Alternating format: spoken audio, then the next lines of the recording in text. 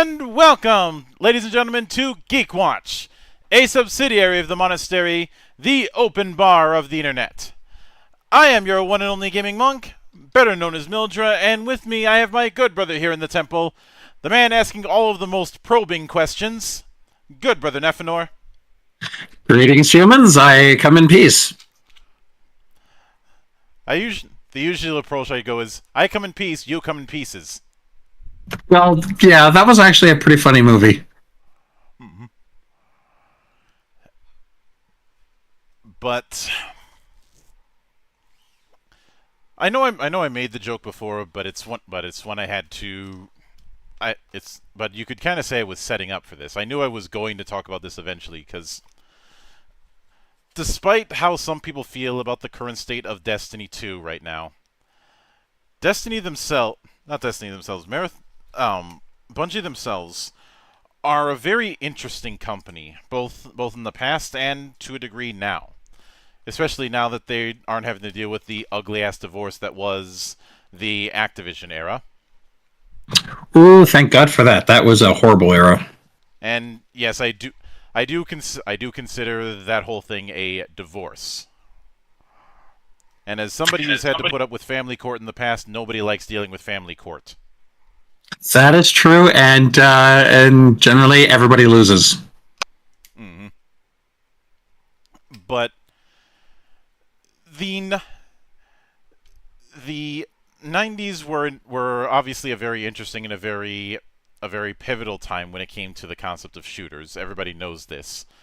But in the midst of the dooms and the like, there is one game that only recently has managed to get the respect it deserves in the broader stage, and that is Marathon. And one might ask why it took only a few years ago for it to get its due. Well, for the longest time it was a Mac exclusive. And Macintosh has not exactly been known as a gaming platform. Not in the same level as PC and obviously not on the same level as consoles. Yeah, as someone who was a Mac user back since '86 and recently, probably about 10 years ago, stopped being one, I can concur. It was not easy being a Mac user trying to do gaming. I mean, it was a royal pain in the early days, and then the idea of Mac gaming was pretty much murdered because Jobs got salty. That's an understatement. Because for those who are unaware, in the early days, Bungie had worked with Mac and PC throughout the 90s and 2000s, and their big project Halo, which I know we talked about Halo weeks ago on this podcast, but it is important for various reasons. For one, Halo was originally going to be the killer app for I believe it would have been the iMac, since Apple was really pushing the iMac with all the different colors and whatnot. Yeah, because at the time, the big thing that the iMac had was the only real game that it had was MDK. And I like MDK, but my memories of playing MDK are more on the console version. I actually liked MDK 2 more. It had some better characters and was funnier. Mm-hmm. One of the early BioWare games that actually was decent. MDK wasn't BioWare. MDK 2 was. Oh, right. I'm thinking of the first. And the MDK, the original, was a giant rebellion because its creator was sick of doing cute things. Even if you look back at Earthworm Jim, I'd hesitate to call that cute. I love Earthworm Jim. That was awesome. I do too. It's just not cute. No, definitely not cute, but very sassy. And I gotta say, I even love the comics for that. Doug does a great job on it. Although I do like the little gag that he put, where if you beat the game on easy, you just get this long, boring scientific description of earthworms. That was very classy on their stage. I have to give them credit for that. Mm-hmm. We need more games like that in modern times. That basically, if you beat it on the easiest setting, it kind of insults you. Um, if you beat Fury on the easy mode, then you don't get the proper ending. Yeah, but that's not as much fun as making fun of the person. Mm-hmm. I can't remember the name, but there was one game that had a difficulty mode called Journalist. Yeah. There's been a couple of those. In fact, if I ever create a game, that is exactly what I'm going to call it: is games journalist mode for easy. Mm-hmm. I need to figure out a way to do something similar to that for tabletop games. I don't know. Maybe I could give journalist a press version that is a one page thing that doesn't even play like the actual game. That would be evil. I support this. Please do it. No, give him that, and then give a few actual play streamers the actual game. Oh, that would be so much fun. I would love to see that. But even nowadays, the influence of Marathon can still be felt. Which, unfortunately, it's hard for me to talk about Marathon on its own without talking about Pathways into Darkness. So that Oh God, that was a fun game. Pathways into Darkness, I guess I could describe as a very early example of a 3D roguelike, although very very strange. Yeah, it was kind of Doom meets roguelite meets Cthulhu. I mean, it's described as an FPS adventure game, which is accurate, I guess. Well, they were still defining a lot of the genres back at that point, so that's why they kind of wasn't able to figure it all out. Mm-hmm. It's also the reason why anyone playing it nowadays is not going to use the original interface. Ah, yes. The original interface of those days, keyboard and mouse with one button. I'm not talking about that. I'm talking about how you had all the extra stuff on the side in their own little windows. Oh God, yeah. I forgot about that. The UI was wacko. Yeah, if you need a refresher, let me take care of that for you. Check in GeekWatch, you'll see it, Neff. Oh yeah, I remember that now. That was oof, man. Mm-hmm. That's how long it's been. But And the I played it in the black and white version, not even the color version. yeah, the idea being you are this surviving soldier trying to head to the bottom of a pyramid to plant a bomb to destroy a Yarrow. Or rather you were informed by the Yarrow and trying to destroy, I believe it was called the Workin Kakantur. Yeah, I don't even remember much about the story on that one. It kind of was lacking in story, but it was had one at least. I would say honestly its method of storytelling isn't far removed from the storytelling you see in the Souls games, where it's a lot of piecing things together through things that you happen to find in the area. And sadly for me, my Twitch reflexes make it so that I am absolutely horrible at Souls games. Mm-hmm. There's also the fact that it had that emphasis on real world time, which whenever games do that, I'm never really a fan of that. Yeah, that was one of those ones that could be a hit and miss. Mm-hmm. Oh.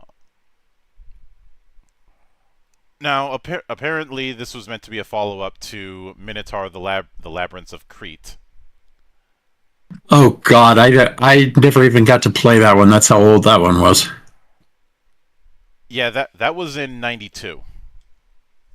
Yeah, that was when I was first starting college, so I was more focusing on class than playing video games. It wasn't until later that I started doing the games. Hmm. And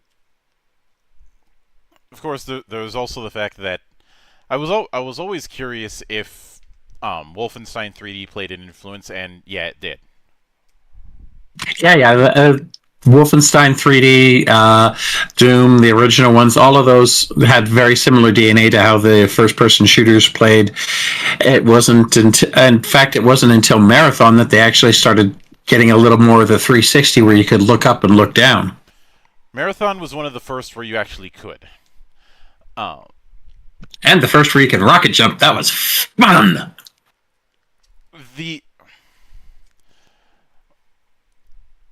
the and I'd say the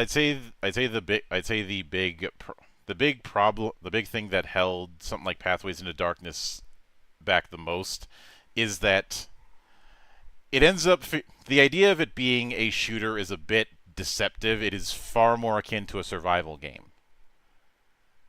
Yeah, it kind of did have a feel of almost a Resident Evil type thing. Pre Resident Evil, obviously. Actually, let me check something. Alone, because the first survival horror game, as everybody knows it, is Alone in the Dark. Oh, God, that is an ancient one. So I checked when that came out. That'd be 92. Let me and it doesn't say what month, so I can't say which came first. Yeah, that was, oof, man. Those are the good old days of gaming. Um, though apparently THQ Nordic is taking another crack um at a reimagining of it. Hopefully, it'll go better than the last time somebody tried that. Yeah, no kidding. That one could actually be really well done if they do it right. The last time somebody tried, I thought was all right. I liked the idea of you going through it as if you're going through episodes of a TV show. It's just that the control setup did not do it any favors. That's one of the biggest things you have to worry about these days is getting a good control setup. Because if you don't have an easy to use and intuitive control, it's gonna make players hate it. Mm-hmm. Oh, the other thing I will note with Pathways into Darkness is, unlike what would come later, the I'd say one of the other major things that held it back was definitely the I'd say the art style, but at the same time, I have a hard time really railing on them for that because keep in mind they were still in college at the time. Yeah, and considering the fact that the amount of memory those computers had at that time, yeah, it wasn't that much, so you really couldn't go really high on the graphics. Yeah. That said, this was originally intended to be a sequel to Minotaur. It just evolved into something else, and um, just looking at the logo of Minotaur, I end up wondering were they taking some notes from Ultima? Would not be surprised, considering if they were in college at that time, as I was. That was one of my games too.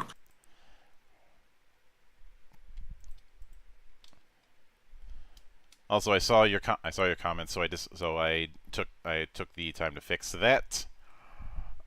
But Pathways into Darkness was all right, but I would not even back then I'd have a hard time saying it would be accessible. Yeah, it was something else. When It wasn't exactly the most friendly game. accessibility is part of the reason Wolfenstein 3D was able to take off, as opposed to say Ultima Underworld, because it and Blue Sky had something had something of a friendly rivalry, I suppose. That one I'm not familiar with. Blue Sky Productions was behind Ultima Underworld and a bunch of other immersive sim stuff. They kind of invented the concept, the whole immersive sim with a lot of their work. And they were already in a 3D arms race with id.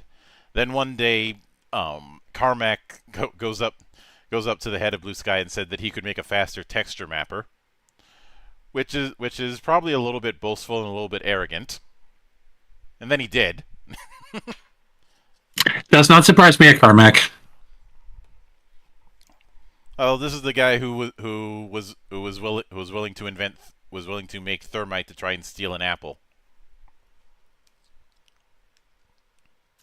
Oh God, I've heard bits of that story. I have not heard the whole thing, and I'm gonna have to look that up sometime. The long and short of it is that he went to juvie because he tried to break into a school to steal a computer using thermite. Well, that's one way to get in. Mm-hmm. Does make me wonder if he would have been some Unabomber type of person if he didn't get into game development. Yeah, that's sometimes the thing. When it comes to being a game developer, you do have to have a little bit of an insanity, and well, Masochism. that too. In fact, that was one thing that one of the devs and community managers over at Coffee Stain Studios says. He flat out says, "We're game developers. We're masochists." He is not wrong. No, he is not.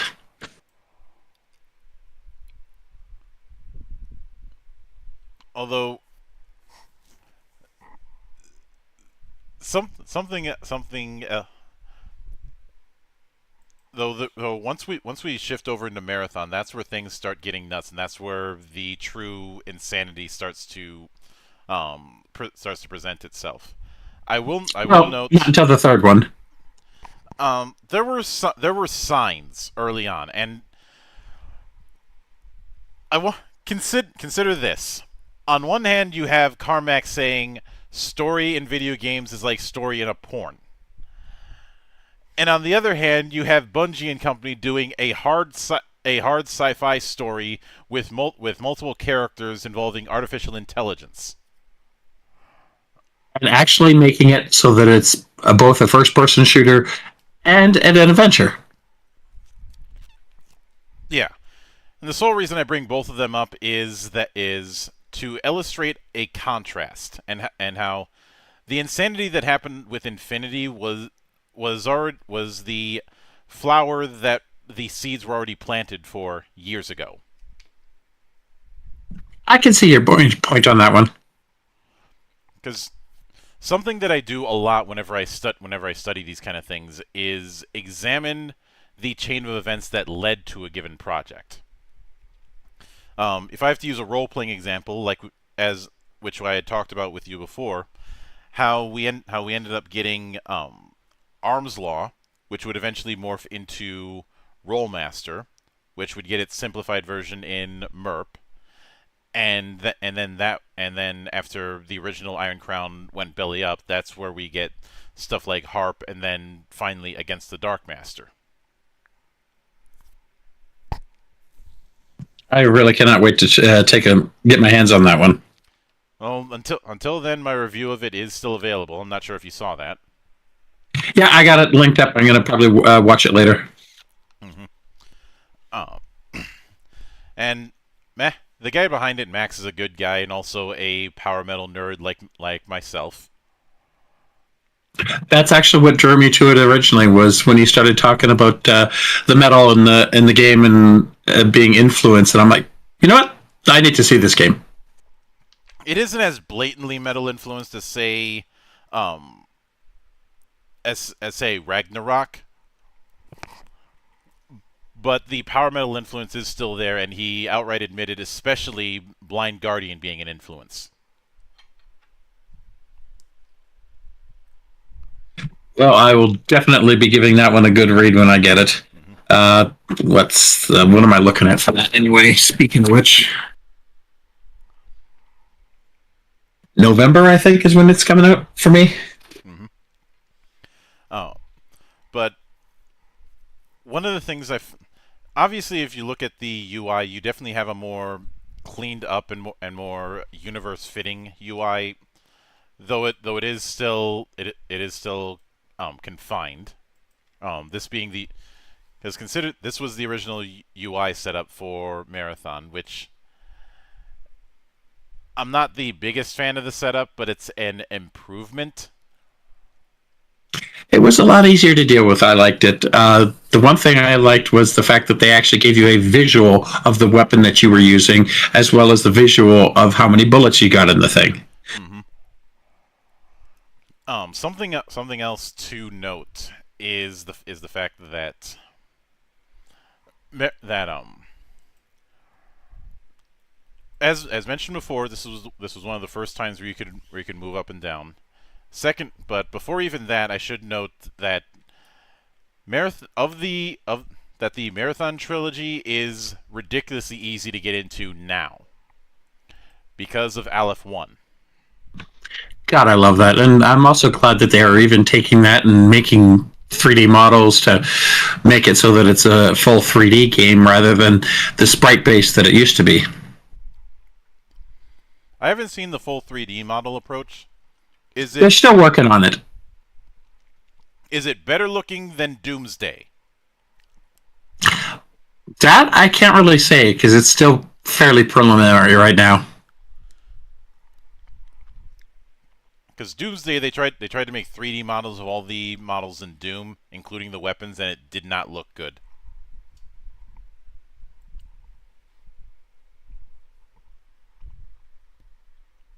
Yeah, let me see if I can pull it up here.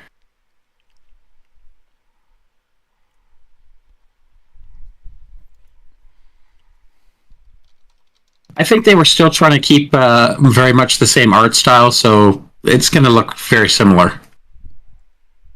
Mm. Which is definitely a good call. Uh, although some one thing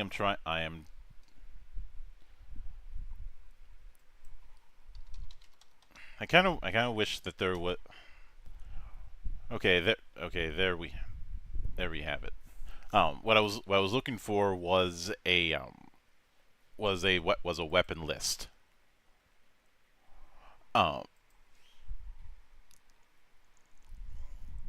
because there were a few weapon types that I wanted to cover, and one thing that is certainly I'm not sure if this was the first, but it was definitely an early adopter of it, and that is secondary uses of weapons.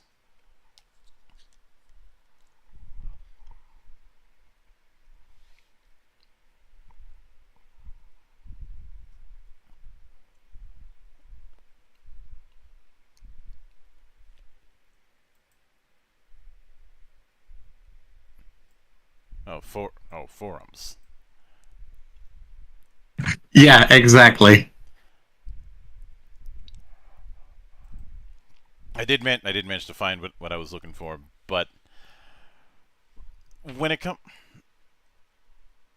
like the idea of having primary and secondary fire wasn't really a thing quite yet.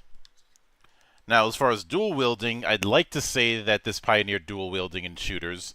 The problem is, Rise of the Triad came out the same day. Yeah, it's one of those things of just coming out at the same time, and it's like, close enough. Mm-hmm. And I do mean this. I do mean the same day. Oh, really? It was exactly the same day? Now, that is kind of cool, actually. It was about if it wasn't the exact same day, it was really close. Yeah, especially considering the fact that, you've got the development time, depending on how long the two of them took to develop. Either way, they wouldn't have known about each other until they both came out. So Rise of the Triad came out. The shareware version came out December 21st, 1994. The full version, February 17th, 1995. And which is appropriate timing for me to bring up Rise of the Triad, given the recent release of the Ludicrous Edition, which is by far the best way to play that game. Never actually tried that one. Rise of the Triad was originally supposed to be a sequel to Wolfenstein, but they lost the rights to Wolfenstein. Because keep in mind, that wasn't developed by it was developed by Apogee. Even though it and Apogee had a pretty close relationship back in the day, but the original Marathon came out on Macintosh on December 21st, 1994. So even if we're just talking about the shareware version, it technically still counts. Yeah, I'm loving the fact though that there were leaks of betas coming out for Marathon back in October. Although I wouldn't be surprised if some of those betas were leaks that aren't leaks. Oh no, they were definitely leaks because they actually went after the guy who leaked them. Fair point. But I mean, you had the fists, although going fisticuffs in Marathon 1 was not exactly a good idea. Oh, no kidding. Those four hurt like a son of a bitch. You of course had the pistol, which you could dual wield. You had the I'd say the king throughout much of the trilogy is the assault rifle. In fact, I'd say it's almost too good. I kind of was okay. I kind of like some of the other weapons. Now, in terms of being a jack of all trades weapon, it could be a little bit too good for its own good.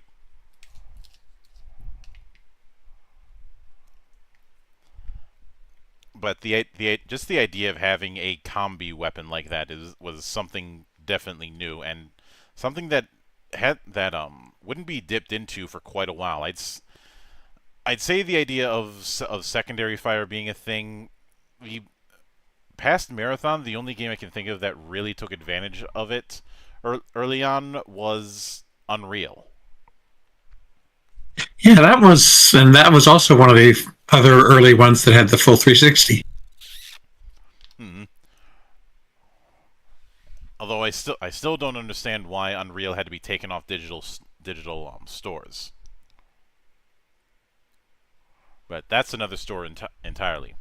The fusion pistol is all right depending on where you shoot it. But I look at that as the precursor to what we'd get with the plasma pistol in Combat Evolved. Mm.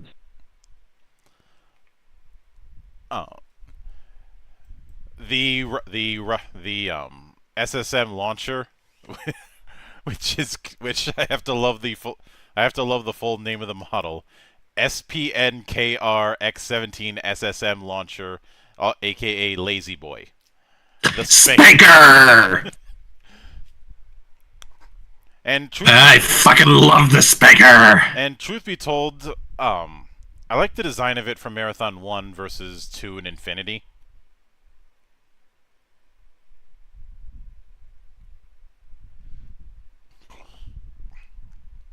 You know, because with two it looks like a pipe. Yeah, they did kind of ruin the design. Don't get me wrong. I'd say Marathon 2 is the most approachable of the three games, but look at the difference there. Yeah. The first one definitely has more character to it. Mm-hmm. I mean, I guess they did. I guess they didn't. No, although Marathon was certainly the first to do rocket jumping, arguably I'd say it wasn't really refined until Quake. I'll give you that. Quake definitely did that right. Like you can do rocket jumping in the marathon games, but I wouldn't call it elegant. Oh, I definitely wouldn't call it something that I would do very often either. Uh, and as far as stuff like the napalm unit, well, it's a flamethrower, and I'd I'd actually say it's a compared to what flamethrowers we'd get later, it's decent.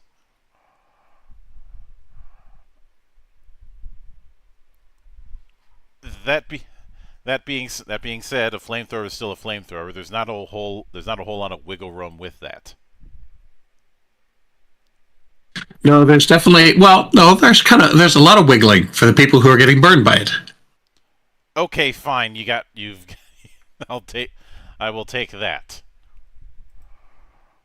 But with the first entry, we do a lot of it is a lot.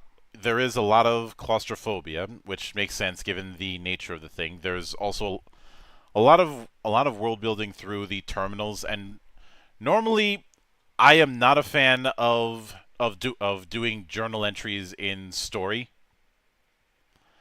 With the marathon series, I'm willing to make an exception because, for one, that is the only way the story is presented, and it's an optional thing to go through all of those terminals.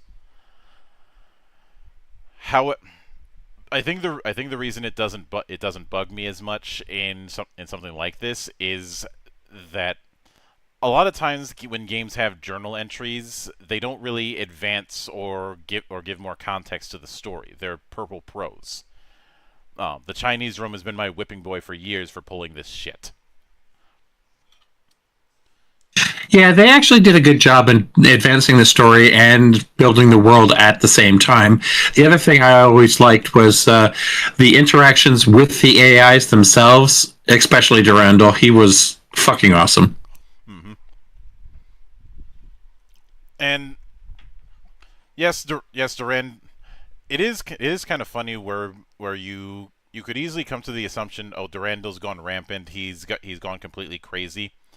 But then you spend a bit more time looking at the stuff he puts in the terminal, and he's not as crazy as he seems. To quote Shakespeare, though this be madness, yet there method in it. Mm-hmm. And though I will say the if there's when it comes to the types of monsters, when it comes to the different types of four and the like, um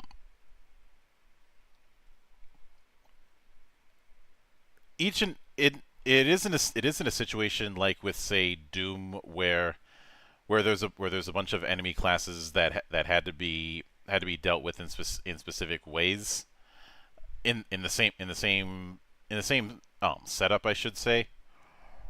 Though there are definitely some that I'm not going to be a fan of. What is interesting, looking at the enemy design with Marathon, is I'd say this was the first use of the color coding thing that we would see in Combat Evolved. Yeah, where you have each of the different units, different colors, and you could tell which ones could do what and kind of stuff based on that. Which is also a good way for them to get more from less, obviously.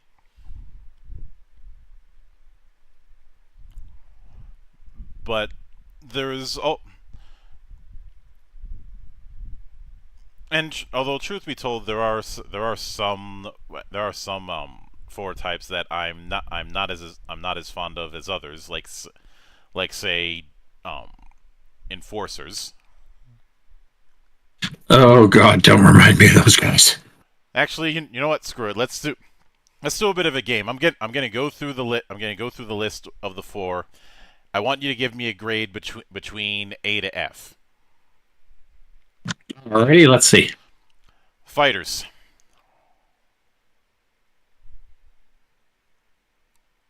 Trying to remember those ones.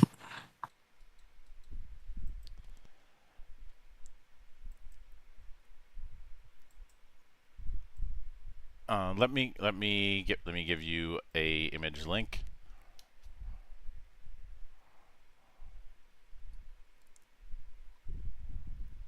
No, the ones with the good old shock staff. Oh yeah, the minor fighters, those guys. Yeah, they weren't so much of a problem. The super fighters, they were a pain in the ass. Mm-hmm. Yeah, well, black fighters were exclusive to Marathon Infinity, and it's important to note Marathon Infinity started out as was originally supposed to be just an expansion pack to Marathon 2. In a lot of ways, it still feels like it. Especially since it's it's the hardest of the three.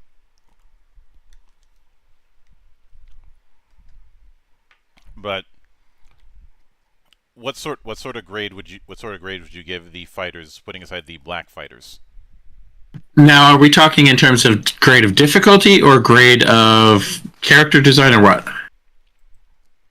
I'd say in terms of annoyance. They were Fs. They didn't annoy me much at all. Mm-hmm. All right, troopers. Those guys are a definite D. They were annoying, but not that annoying. Like they actually no, maybe a C plus. A C plus, actually, yeah.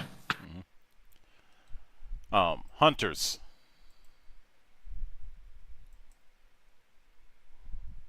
Trying to remember those guys. You got a picture for me so I can see those? Okay. Oh, those are definitely a B.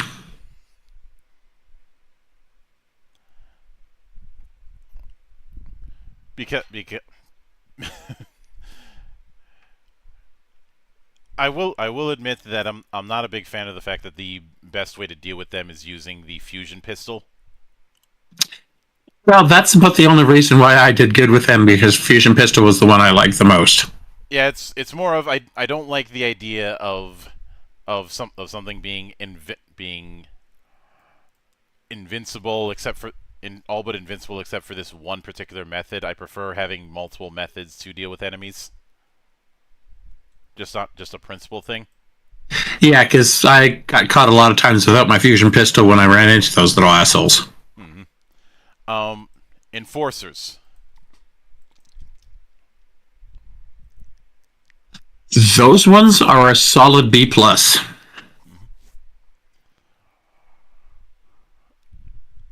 And of course, the big reason to take him out is the alien machine gun, which Oh yeah. I do like that normally on the UI you can see your weapon, but with the alien machine gun it just spazzes out. Yeah, that was one of the guns I loved getting my hands on. Mm-hmm.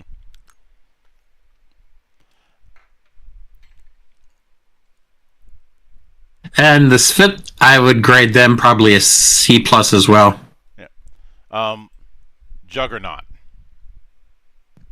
That would be a solid A plus. Although I love that the notes also call it AKA the big floaty thing that kicks our asses. That it did many times. Of course, the A plus plus. See if you can guess what that's going to be for me. Probably not the high 4. Nope, those would be an A. Hulks. Nope, they're B.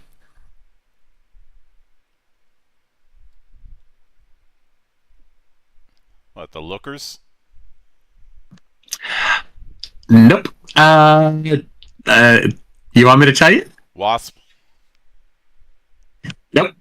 All right. What is it? Fucking fake colonists. Yeah.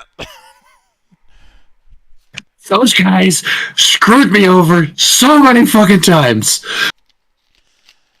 I do. Though I do like how a lot of people were trying to figure out what the hell Frog Blast the Vent Core was supposed to mean. Yeah, that's the whole point. It's not supposed to mean anything. It's because of the fact that they are designed to fit in with humans, but they couldn't get the language right, so they said stupid stuff, and that's how the only way you could find out. Unfortunately, you had to be right beside them to figure that out, and that's when they usually blew up. Yeah. The the Bobs is the word you're looking for. No, Bob's is technically the civilians because that's short for born on board. But there was another variation. I think they actually had a name for them. I just can't remember what it was. I'm thinking actually it may have been. Oh God, name slipping my mind. The created homunculus. Mm-hmm. But since we brought it up, um, where would you rank the spit? Or I should. They Yeah, they were a solid. They were solid A. They are tough because they would just appear behind you and boom, you can get shot in the back. Mm-hmm. Uh, I'd say the compilers are the bigger offenders. Oh yeah. Um, Hulks.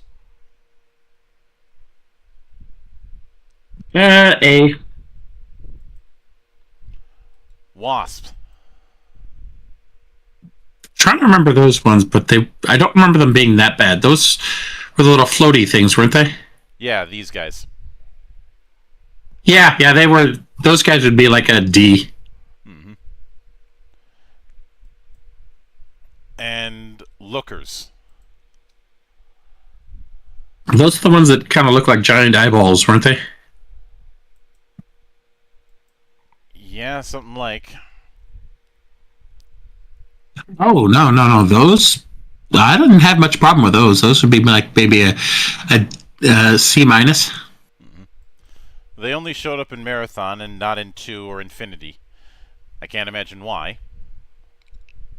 Kind of an annoying design, probably. Mm-hmm. Uh, though I'd say the more infamous thing is not any of the individual enemies, but rather some of the level designs. Oh, they had fun with that. They had fun, but sometimes that fun came at my expense because there is one level that unfortunately I have to. There's a few levels that annoyed me. Things like Never Burn Money I had some issues with. Um, I I do remember, but I do remember fire having.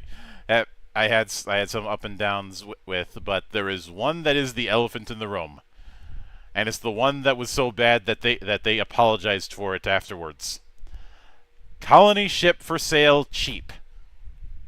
Oh yes, I remember. The one that Jason Jones apologized for. Now, as far as the firefights, it's not bad. The bad is the platform puzzle that is nothing but a time sink. Yeah, they had a lot of fun with the whole puzzles in the game, and they sometimes took it a little too far. And that one was, we've taken it too far. Let's see how. Let's keep going and see how far we can make it. Mm-hmm.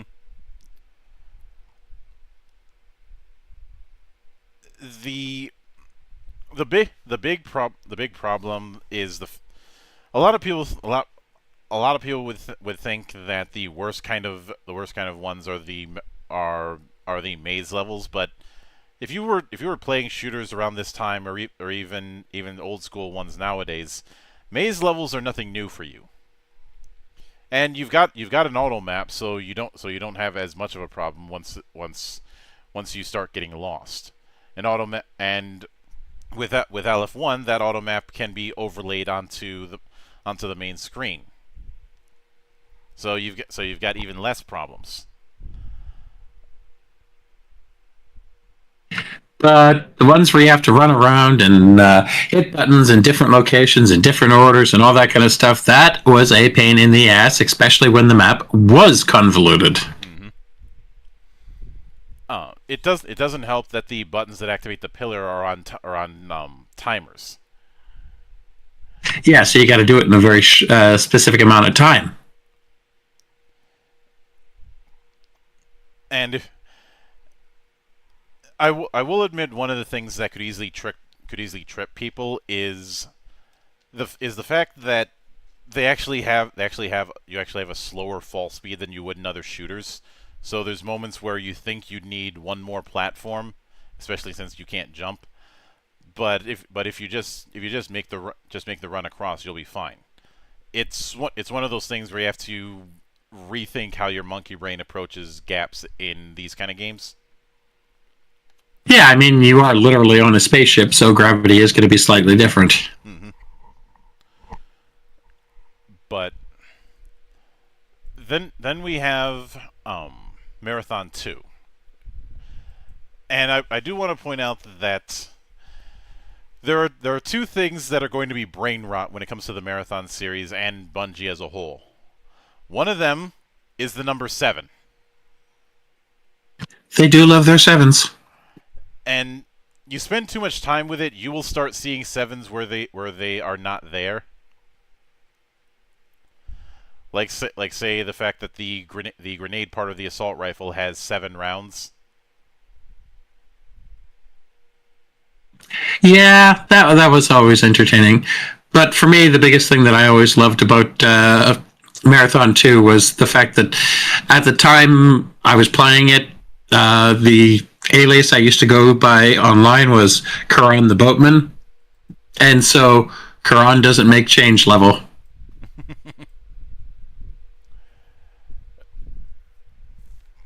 But there was also the fact that the symbol for the marathon, which would later be reincarnated as the unification glyph in Halo, is another one of those brain rots where you spend enough time, you will start seeing it everywhere. Well, if you look And you do see it everywhere, especially in any Bungie game. well, if you look at the logo for Combat Evolved, you'll see it. Yeah, that and also the other thing of one of the weapons and companies that's in the lore of Marathon is quite prominent in Destiny. Midas being that. Yeah, it's never outright. I don't think it's ever been outright stated what MIDA is an acronym for, if an acronym for anything. But the political party with that, the state of things with Mars, the fact that the that the Mjolnir recons are not too far removed from Universal Soldier.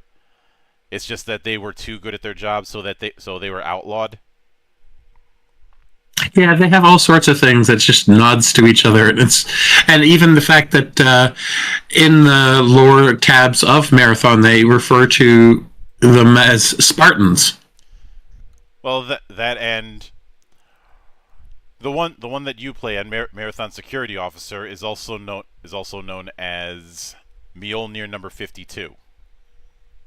Yeah, they have a lot of little nods like that. That's like, okay, we see it coming. It's all over the place. There's all sorts of little ties and things between each of the Bungie IPs that I kind of love. I love finding these little Easter eggs. I guess the best modern analogy I can make is the references between each other in say say the Cornetto trilogy is one example. How it has that name because everybody at least in one spot is eating Cornetto ice cream. That actually sounds like a good thing right now. I could use some ice cream. Uh, or you have the fact that in jeez, why is his name escaping? Hang on a sec. In a lot of Sam Raimi's works, there is always that Buick. Or depending on, well, a lot of Sam Raimi's work, there's always Bruce Campbell. Yeah, there's definitely that. I just have to bring up the Buick because it always shows up in one form or another. I think even in the Ash vs. Evil Dead TV show, the Buick showed up. You know, I've never actually known about the Buick one, but now I'm going to be looking for it every time I watch one of his movies.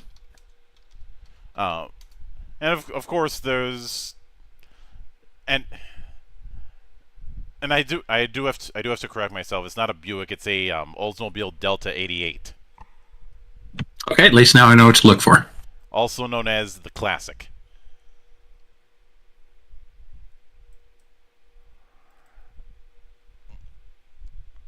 Because it was in the original Evil Dead, it was in Crime Wave, it was in Evil Dead 2, it was in Darkman, it was a tricked out vehicle in Army of Darkness. Um, Oh, that one. Even in The Quick and the Dead, he found a way to sneak it in.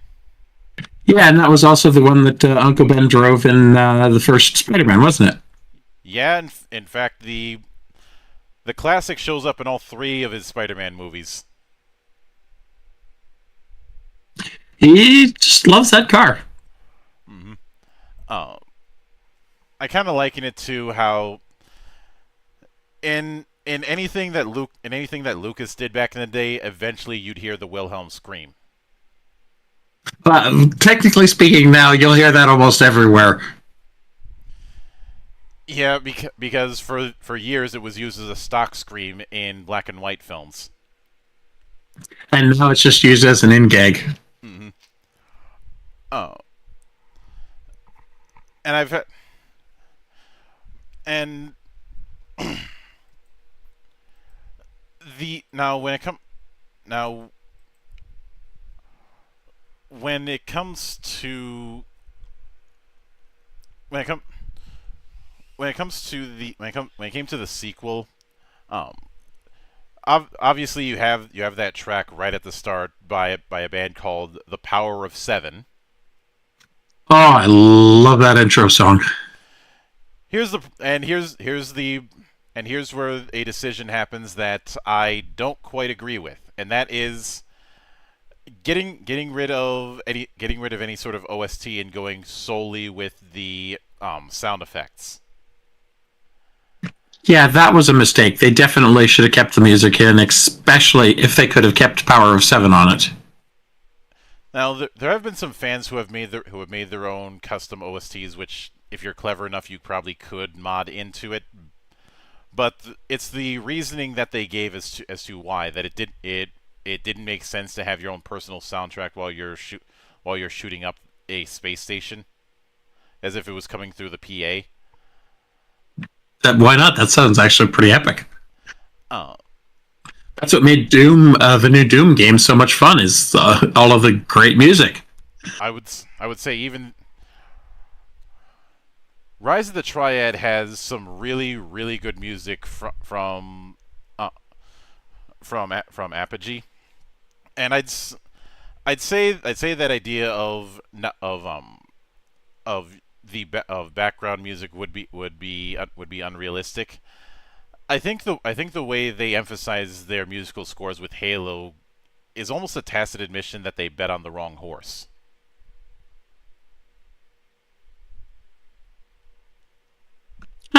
Maybe. Yeah, I can see that. You know, because they went out of their way to work with the dynamic duo for the soundtrack for the Halo series. Not just Halo. They also had them working on a lot of the Myth series too. Mm-hmm.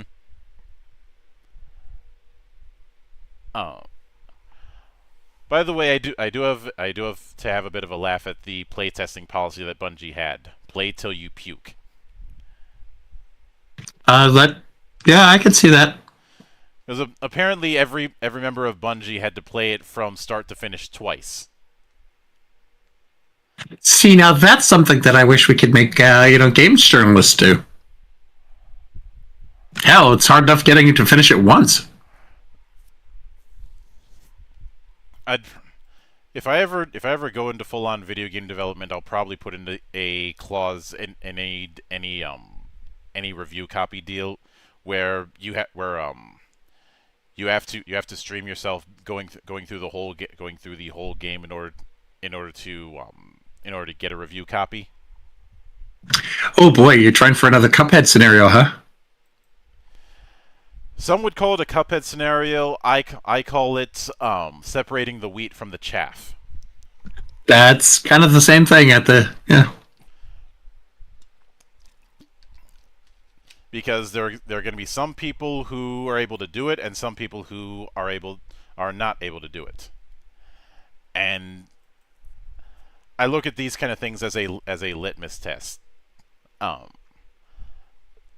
that Do you have the chops to actually review this game? Well, let's find out.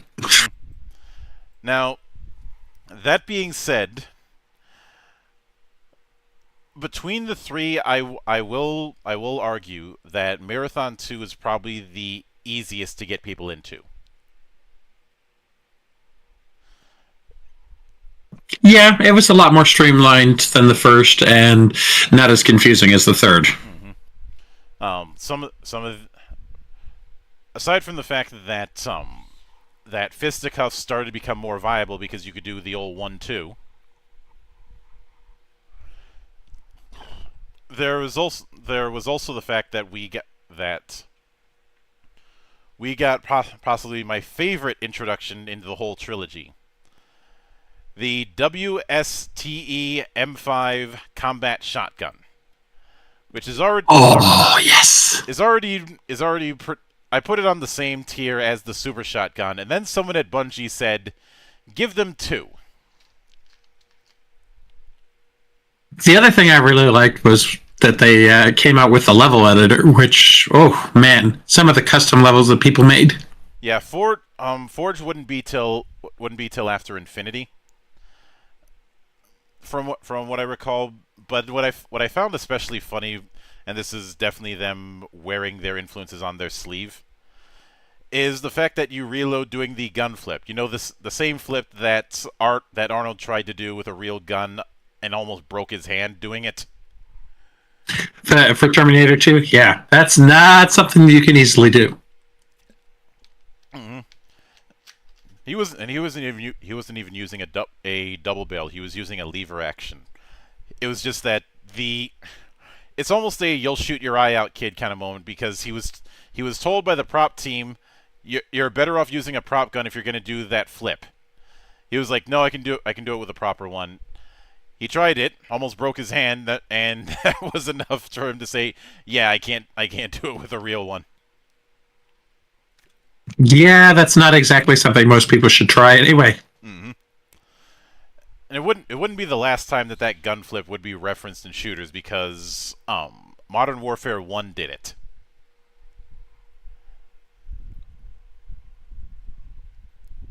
Never actually played any of those. Yeah, Modern Warfare 1 and 2 did do it. Um, apparently this shotgun would inspire the Mauler in Halo 3.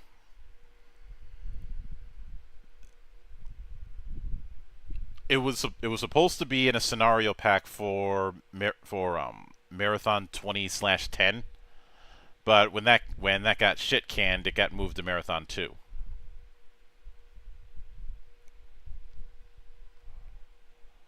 Yeah, but I liked the Marathon 2 had a lot going for it, and it just kind of felt a little better in terms of the storyline too. It was a little easier to follow. Mm-hmm.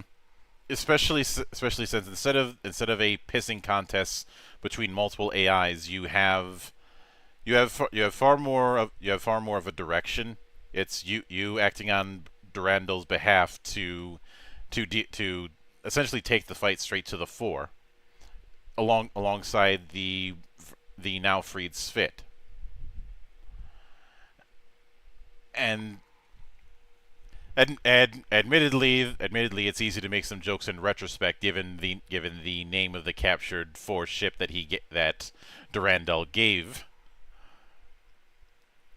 Calling it Boomer. Yeah, he had quite the sense of humor. That's why I liked him. Mm-hmm. Oh, and admittedly, this is also where we get the loose end regarding Tycho. You know, that's the one thing I always loved about the Marathon series was the way that they came down and actually defined how rampancy took place, the stages of it, and what it would do to the AIs. And that was something that I think they really could have explored more in Halo, and I wish they had. It feels like the only time that there was really an attempt to do that was um, Halo 4, which wasn't Bungie, that was 343. And Halo 4, I have said, is both good and bad in both the story and in the multiplayer. I've covered this before, but I look at Halo 4 as a consequence of just bringing a bunch of people in from a bunch of different studios, but not giving them enough time to really mesh. Because Yeah, yeah. I remember when we were talking about this on the previous one. It's like they just couldn't get together to come to an agreement, and they couldn't find their particular niches properly in time. well, have you ever heard the expression "too many cooks in the kitchen"? Yeah, exactly that kind of thing too. All of them had their own egos coming in. I'd say it's less. I'm not sure if I'd call it ego, and more of they had wildly different approaches to shooters given their background. Because keep in mind, you have people from COD, you have people from Retro Studios, you have people from Zipper Interactive and Slant Six, both studios who worked on two generations of SOCOM games. Yeah, so they all had different DNA of first-person shooters in their blood. Or third person in the case of SOCOM. You also had some people you also had some ex Killzone devs. Yeah, each of them are going to have their own style of doing things, and then throwing them all together and saying, "Hey, make a Halo," and it's like, what? In all honesty, they should, instead of having them jump straight into Halo 4, they should have had them work on side games for a little bit and to build up to that instead of throwing them right into it with a blank check. Contrary to popular belief, you cannot throw money at a problem. You hear that, Microsoft? You just look at how many different sports teams over the years have have tried to have tried to throw money at a bunch of top athletes and thinking that they can buy their way into a championship and fail miserably. I know you were referring to my Oilers. Bold of you to think I'm stopping at the Oilers. True, true. Although I will roast them for throwing all the money for throwing that ridiculous contract at Draisaitl. Oh, you're not the only one. And my mindset has been somebody kidnap Connor McDavid and send him to a team that actually knows what they're doing.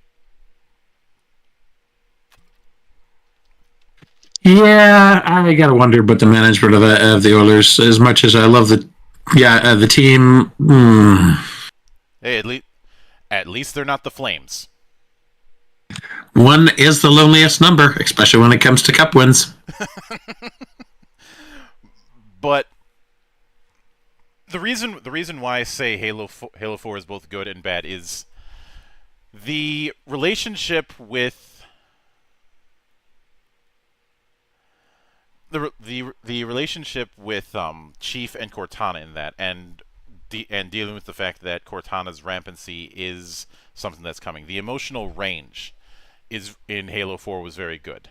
Now the story when it came to the Forerunners and all of that is where the problems ended up happening, along with some ridiculous Deus Ex Machina. And of course in multiplayer, I know some people say that the loadout was the problem. No, Ordnance was the problem. Never actually played that one, so I can't comment on that. The Ordnance was twofold. It was intended to give people a chance to use power weapons. That was what they were trying to do. The problem was twofold. One, I'm fine with the personal ordnance, getting a score so you basically doing its own version of score streaks, which were already being done in Modern Warfare 3. World Ordnance was the bigger problem because every few seconds it would drop a random weapon in specific spots on the map. Eh. And as somebody who's no stranger to arena shooters, I think you can understand why this is a problem. Yeah, that is a problem. Mm-hmm. Now, getting back to Marathon, it is kind of amusing that there was an attempt to do this combined Marathon 1 and 2 in the form of Super Marathon, but nobody played it because it was on the fucking Pippin. Show of hands, who knows what the Pippin is? Those of you raising your hands, Yeah. put your hands right down, you fucking liar. No, I actually do know what it is, unfortunately. Yeah. It was Bandai's for those who don't know, it was Bandai's attempt to make their own console. A console that was going to have connectivity with the through Pippin at World. This was this was really early on. Um and unfortunately, it died a very quick death. There are copies of Super Marathon still out there, but and I do have to correct myself. It was Super Marathon, which was this combination of Marathon 1 and 2, was put out on the Pippin in '96. Oh. Right at the beginning of its lifespan, which, for those who don't know, it died next year. Mm-hmm. And just for shits and giggles, I want to see if I can find how much if I can see if I can find Super Marathon on like eBay. Although as an aside, um I will always have a bit of a laugh at some of the ridiculous box designs for PC games. I Yeah, some of them are weird, but I must say I was impressed with the style that they came up with for Marathon. It looked cool. Mm-hmm. So I can't seem to find any. I thought I'd get lucky and find Super Marathon on eBay. I did find the Marathon Infinity box set for 165, which is definitely cheaper than I thought it would be. Yeah, finding the original one is going to be difficult because, first off, Although Marathon 2 350. yeah, that's not going to be a. Wait, $3.50 or 350? 350 US. That actually is a little surprising. That's wow.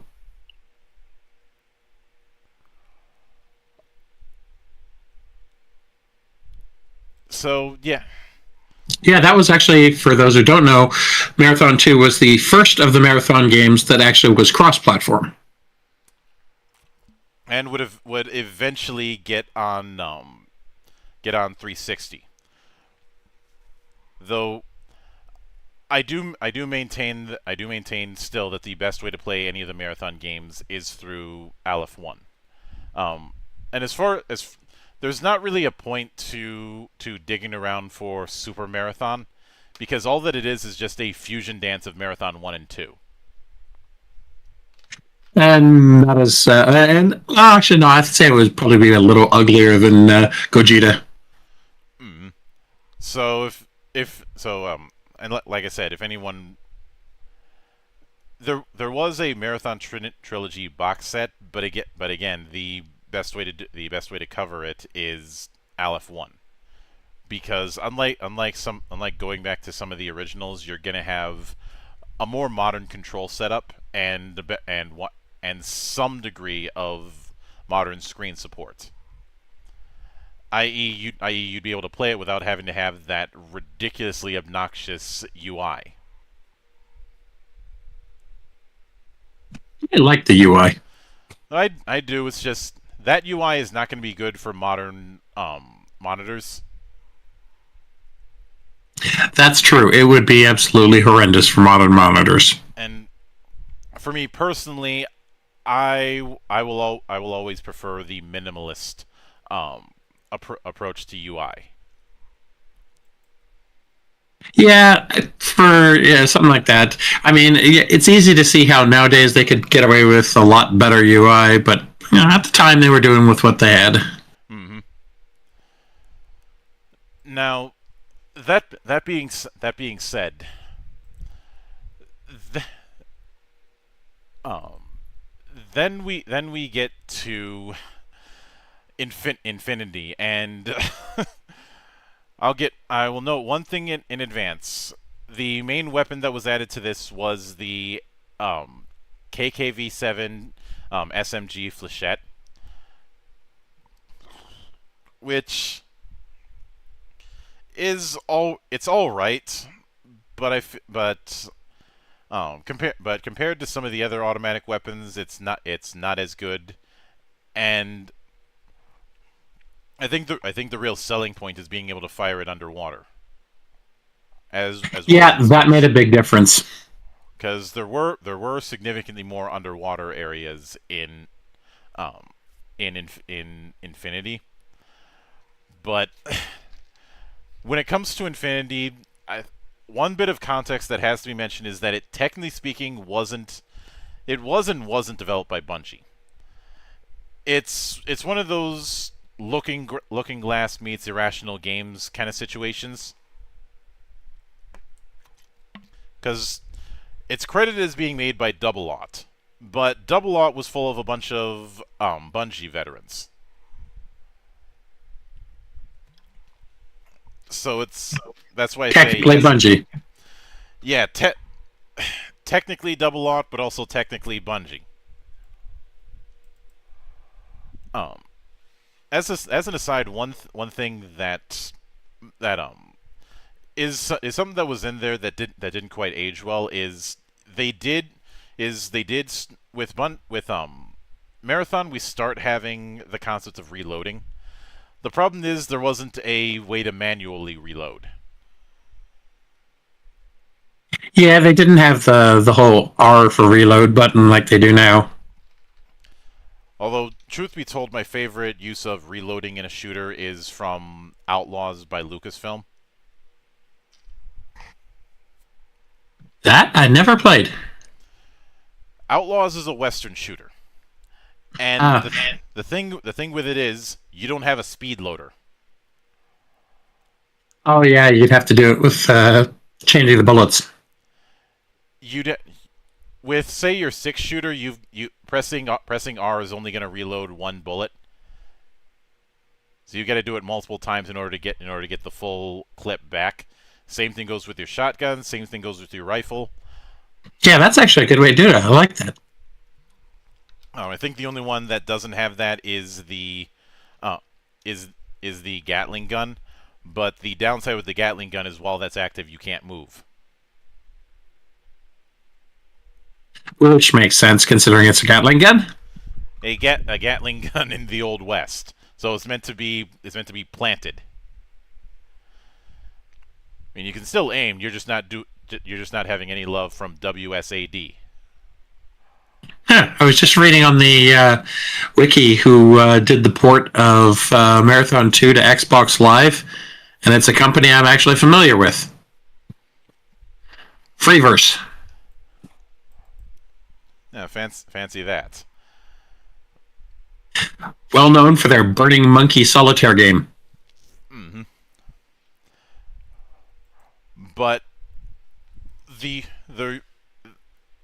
there's always been the jokes about the rabbit holes, and Marathon Infinity is where the rabbit hole really goes down, because of the fact that this is not just where we introduce time travel, but multiple timelines, as well as a monster as well as the big bad being something that's never seen, but the threat is always mentioned and the implication is felt.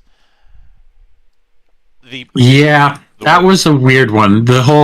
It kind of reminded me, actually, to come to think of it, it kind of reminds me of the whole concept of the monster in the sun from the one Doctor Who episode. hmm the work in Kakantur is described as inflicting chaos upon everything around it.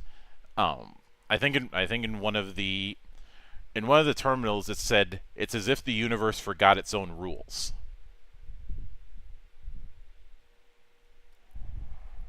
And they kind of leave it open whether or not the time travel and jumping between timelines is something that is the result of his chaos or whether it's some technology. They never actually say, which was a good choice on theirs. They let people decide for themselves. Hmm. But there is still the fact that you are jumping between multiple timelines, and some people have put in charts as far as how many timelines. The general idea is you're trying to find an ideal timeline where the working Cackentor doesn't wake up after Admiral Fear decides to use a weapon designed to make stars go supernova early. Gee, when is that? When has a weapon like that ever not been used improperly? Hmm. Which is why I will say that compared to other sci-fi settings, this is probably having stars go supernova is probably the most wasteful way to buttfuck planets. Wasteful, but I must admit it does send a message. Yeah, it's just nobody's alive to hear it.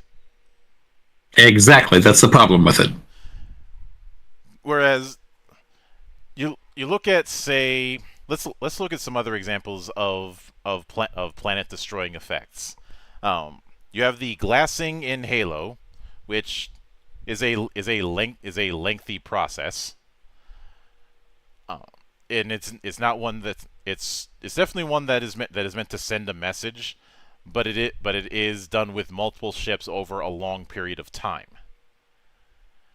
Um, then of course we have the Death Star in Star Wars, where I'd say the threat of it is not just ability to destroy planets with one shot, but the base having light speed travel, so there's no limit to where it could go. Then we can get into 40K Exterminatus, which has various forms. Can be either anything from glassing to global annihilation via virus weapons, or actually fracturing the planet. Hmm. So there's options with 40K, and that's just with the Imperium. Everybody else has their own little ways to do so if need be. Yeah, Chaos can just open a rift right in the middle of a planet. There you go, it's gone. Yeah, the Eldar.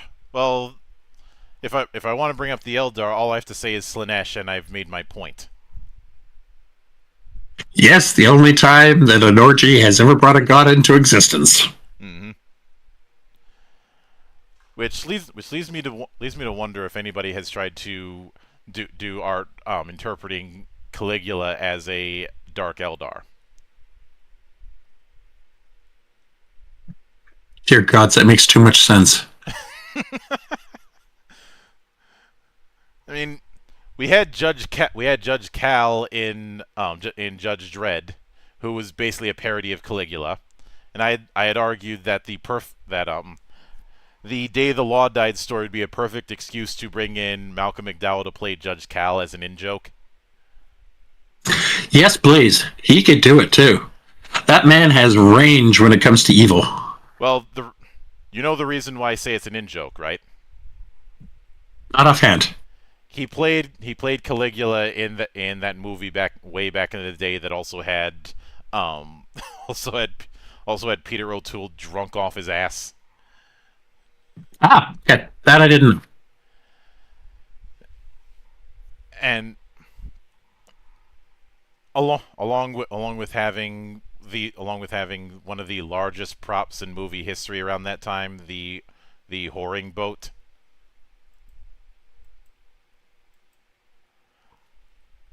Your idea intrigues me, and I wish to subscribe to your newsletter. This is what I do. I drink and I know things. But Oh, yes, and as Doku in chat says, Nom the Planet, which could also be reference to Star Trek and the various ways that they had giant beasts that ate planets. yeah, although with Star Trek, they had the problem of introducing this world devouring thing, and then not thinking through the implications, Yeah, exactly. which is kind of the problem when you write your setting but don't have a series Bible to build around. Yeah, Gene was just flying by the seat of his pants a lot of times. I that well that and he was more focused on the wrong things. You mean his soon-to-be wife? Well, there's that, but his no conflict among the crew kind of thing, and how we've evolved, how the Federation has evolved past certain things, Yeah, he and did have a little bit of a hard-on for that, didn't he? and the whole Starfleet is not a military, despite the fact that it has naval ranks in a naval hierarchy on a ship with weapons. You have orders that you have to follow, and if you do not follow those orders, you can be court-martialed. But it's not a military. I think, yeah, and that one, I'm going to play a little bit of devil's advocate. He was mostly referring to Starfleet, the organization, not so much Starfleet, the ships.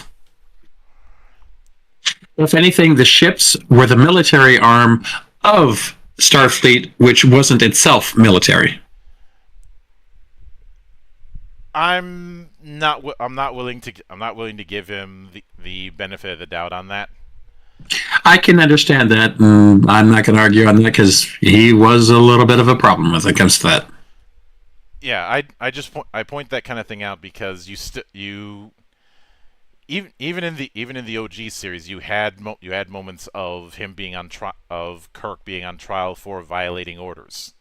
I'm like, if it's not a military, why are you having him court-martialed? He's never broken the Prime Directive, bent, loosely interpreted, but never broken. Oh, I do find it funny how the Prime Directive started out as a good idea that turned into a dogma. But getting back on the rails, the the idea with all of the timeline jumping is again trying to find the ideal solution where you're able to reuse the Yarrow tech that was able to put the working Kakator to sleep. Yeah, it always made me laugh, the idea of putting a world-destroying, or actually universe-destroying monster to sleep. It's like, what? You gonna sing him a lullaby? Well, in certain myths, that's what you ended up doing. Yeah, yeah, that's true. But it still amuses me. And well, Bungie, it's very clear that they are very much in love with the mythologies of various cultures. Whether it be a lot of Song of Roland. the song of Roland, um, the fact that in Infinity they outright reference the goddess of oblivion, in Greek myth. In That myth, would be. Wait a minute, hold on. I'm trying to remember which one you're talking about here. I believe I'm trying. Isn't that Nyx or is that something else? no, um, Leth. Leth is the river of oblivion. Oh, okay, the River of Leith. Yeah, yeah, I know what you're talking about now. And of course, in myth, there's a lot of references to Celtic myth. Oh, yeah, a whole lot. Say Celtic and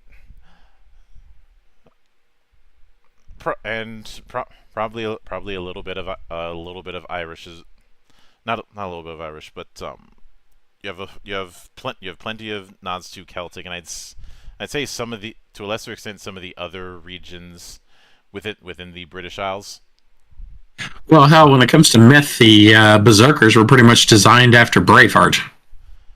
Yeah, it is a bit amusing that that a lot of people didn't realize that they had a excessively large Berserker mod on for years. But Myth is an interesting case, and I hope to cover that in detail down the road. But getting back to Marathon Infinity, there's two reasons why I say it's the hardest. One, there's a lot of encounters that are just outright bloodbaths with you being hopelessly outnumbered.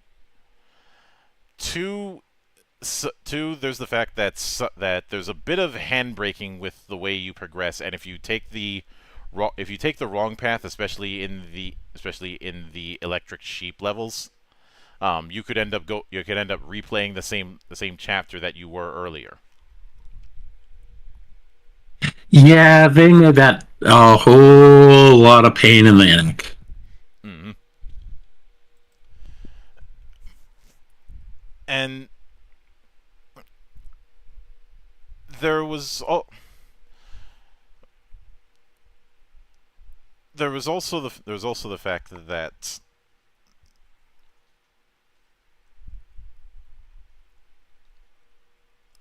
within that I was trying to avoid it, but fuck it. There was a special level of hell for whoever designed a converted church in Venice, Italy. Yeah, after you pointed that one out and I looked at the map, I definitely understand that. Mostly because once again, it's not because it's a maze, it's because it's a switch puzzle. A ridiculously large switch puzzle with way, way, way, way too many fucking switches. Not too many. Way too many. It was more like, yeah, we're going beyond that. We're going into absolute. What the fuck are you doing? Mm-hmm.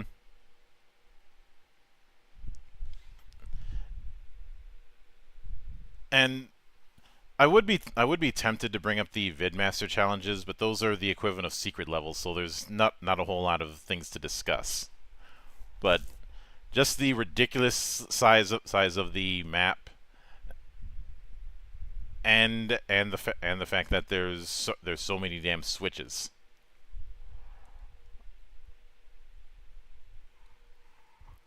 There's also the fact that it's hard to tell if you even hit one of the switches or hit it correctly.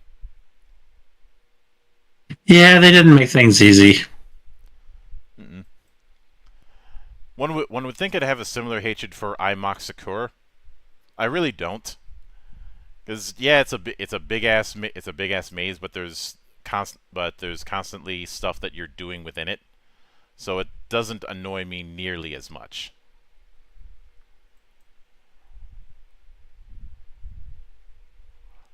Uh,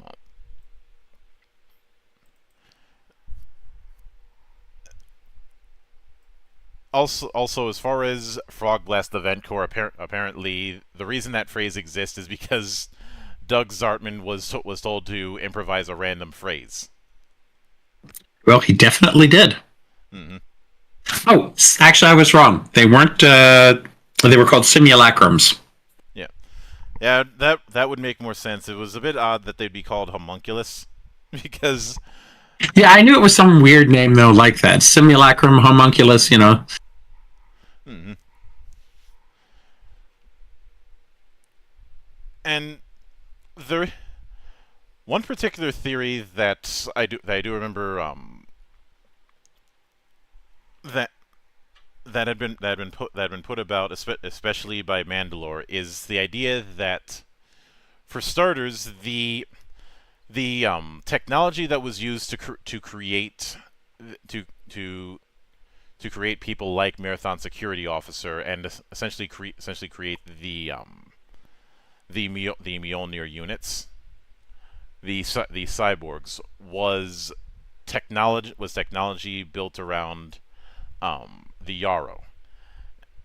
And since putting that technology was able to uplift other races, that with the cyborg, it was turning him into something beyond a normal human. Essentially, you were starting to grasp quantum mechanics, and in a roundabout way, going into a different kind of rampancy. Especially when you consider the names of the chapters for each entry in Infinity, They had fun with the names. because the three chapters, there's the prologue, obviously, then there's despair, rage, and envy. Which are the three stages of rampancy. Mm-hmm.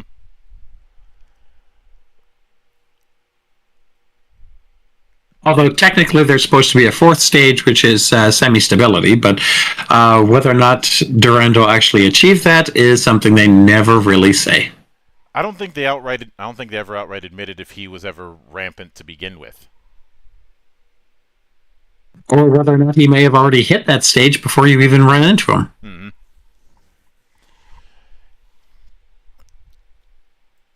And, but of course, then there's the one thing that I'm not going to be covering when it comes to Infinity, because way too many people have been discussing what its implication is even now, is the Garrett White terminal. That one, oh, yeah. That's definitely its own rabbit hole.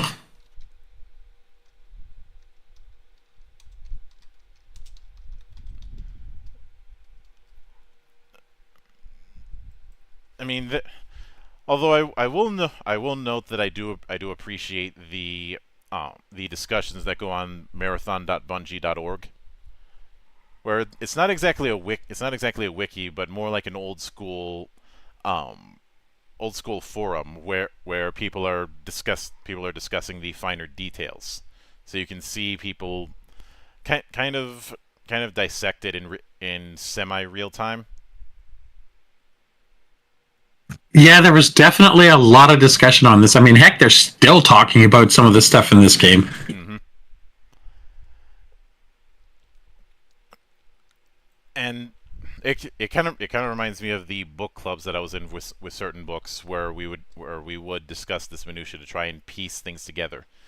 The tricky thing about piecing together the way the story goes with Infinity is because it isn't a linear story.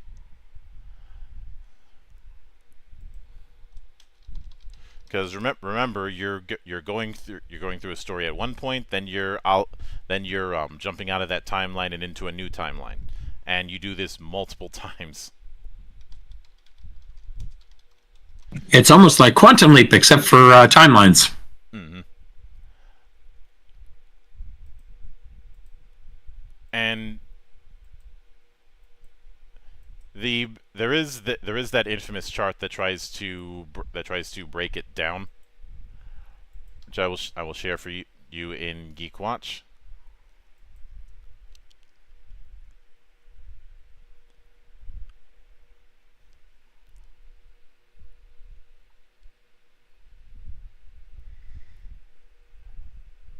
That is the best attempt to try and tie everything together.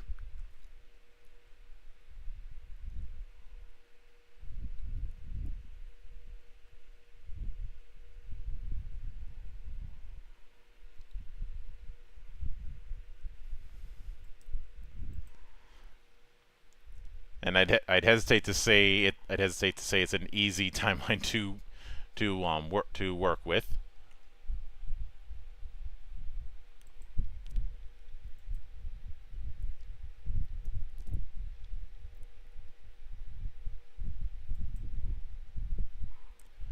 But I think you can see where this is where the insanity we're dealing with. Man, I think I could probably deal with a conspiracy theorist board better than this. But this is what happens when you're dealing with multiple timelines. And the ability to jump between them, yeah, and go back to them too. It was, ugh. Because you have one, two, three, four, five, six, seven timelines.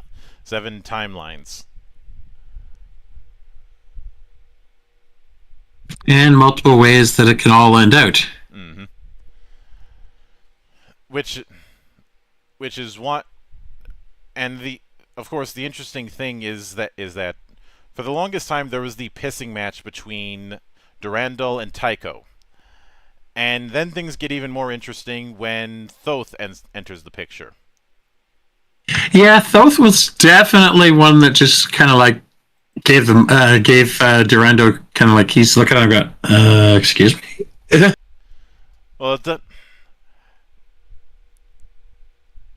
now it should be noted, um, putting aside the fact that Thoth is obsessed with balance.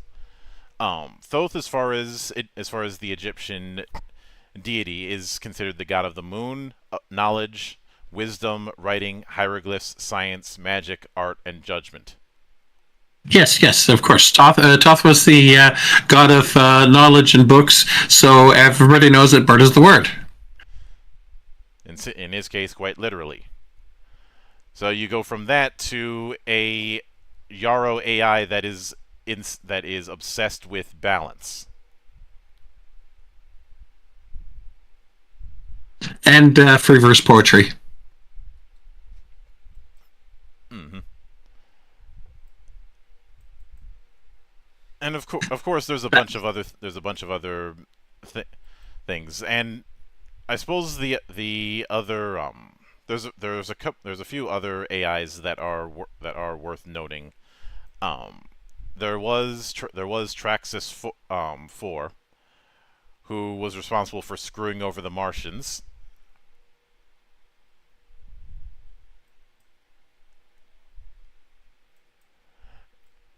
and of course Leela, who ended up getting overwritten by Durandal, and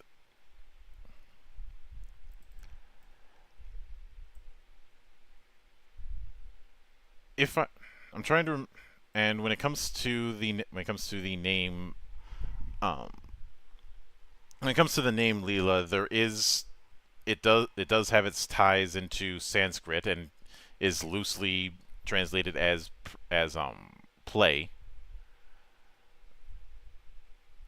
I or divine play. And of course, when it comes to this kind of thing, it's hard not to mention the fact that a lot of the names with the AI are tied to the Song of Roland, which is also where we get the name Cortana. Yep, they definitely loved the Song of Roland.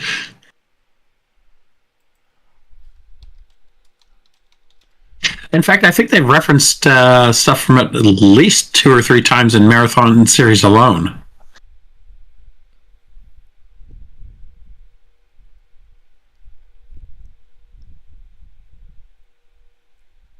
Yeah, the other I think one of the more interesting things in the terminals is the "I am hero" message,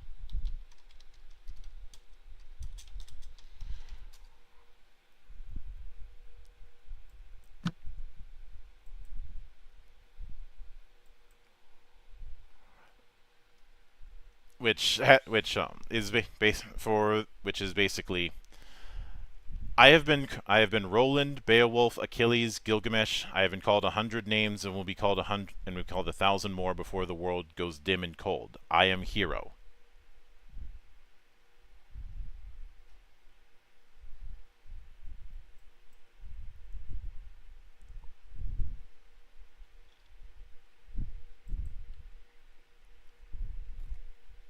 Oh yes, yes, yes. That was first Marathon, wasn't it? No, no, no. That was Durand. Oh, okay. Kill your television. I don't remember that level that well.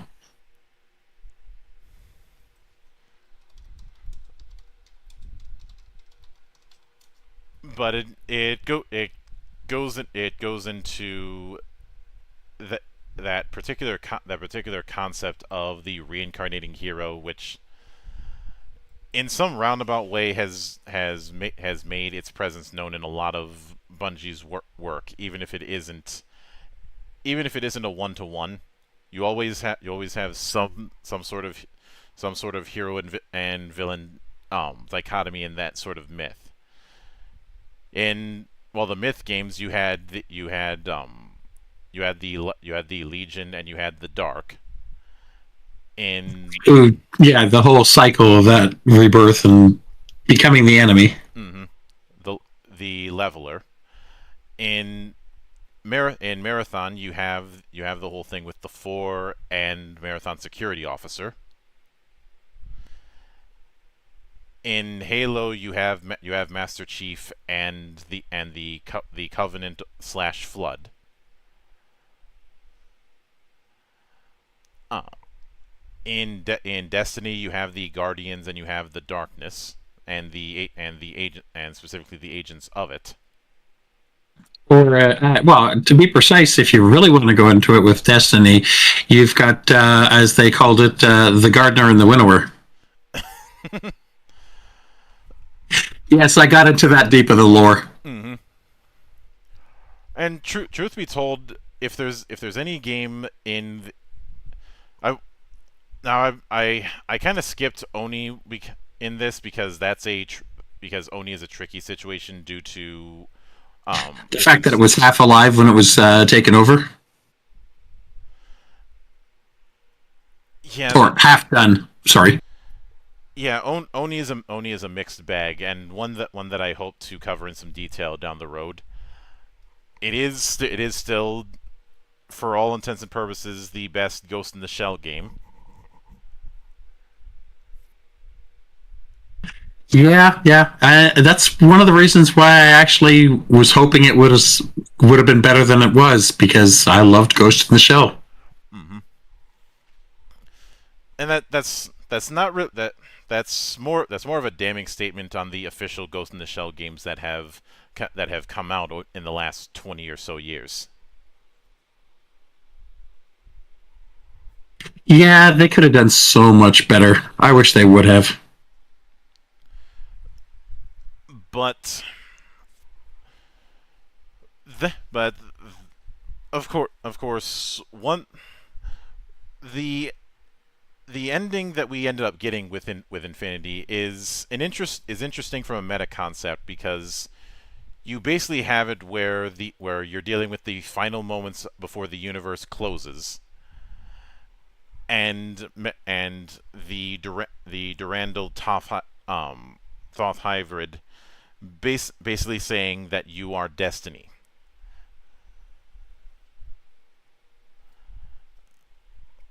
Right. Yeah, it kind of sets things up in a really weird location. Um, I'd say, but by the time that happens, that's less addressing the cyborg and more addressing you as the player. Yeah, actually, yeah, I never thought about it that way. It kind of does break the fourth wall with that, doesn't it?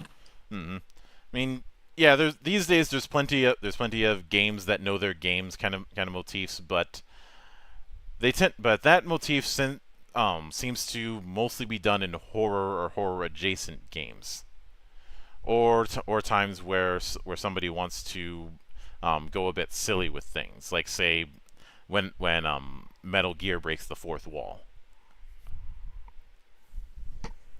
Or where you've got a game where the entire purpose is to break the fourth wall, like any Deadpool game. Well, has been designed for fourth wall breaking from his early days. Exactly. So, a Deadpool game is going to break the fourth wall. If it doesn't, then it's not a Deadpool game. Mm-hmm.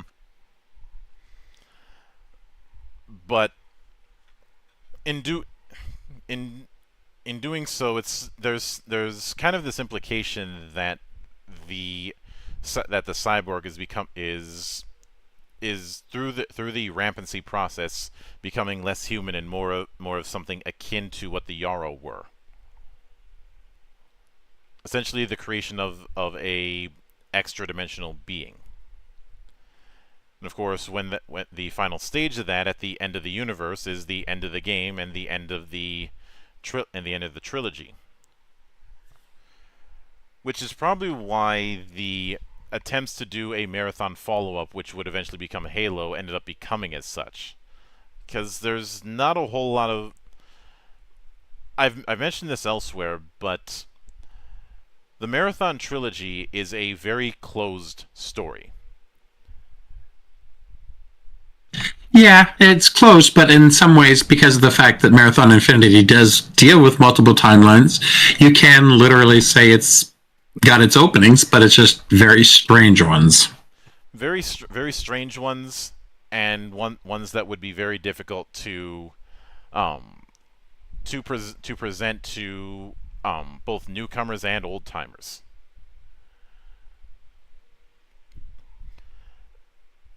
Which, of course, leads us into why exactly they're doing the extraction shooter for the new Marathon. Yeah, I know some people are going this is a bad idea, that they should have done the Doom treatment. They should have given the original Marathon trilogy the Doom treatment, and I'm like, I honestly think that redoing just the original Marathon with modern tech would end up taking away from the story, because in doing that you'd actually have to do voice acting for a lot of the terminal based story, and it would kind of distract.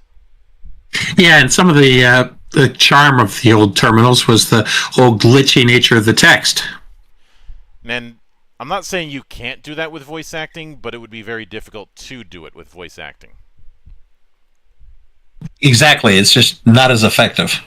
And beyond that, you'd still have the problem of all you're doing is just replicating what came before, just with better graphics. And it's not and there would be a very strong temptation to do an emphasis on realism and essentially turn Marathon into something like The Long Dark, and nobody wants that.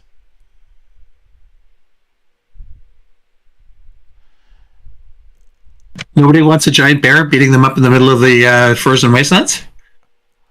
I'm not a big I've never been a big fan of the survival genre of games, largely because um, the attempt at realism just results in more busy work and more having the designers have their hands around my neck.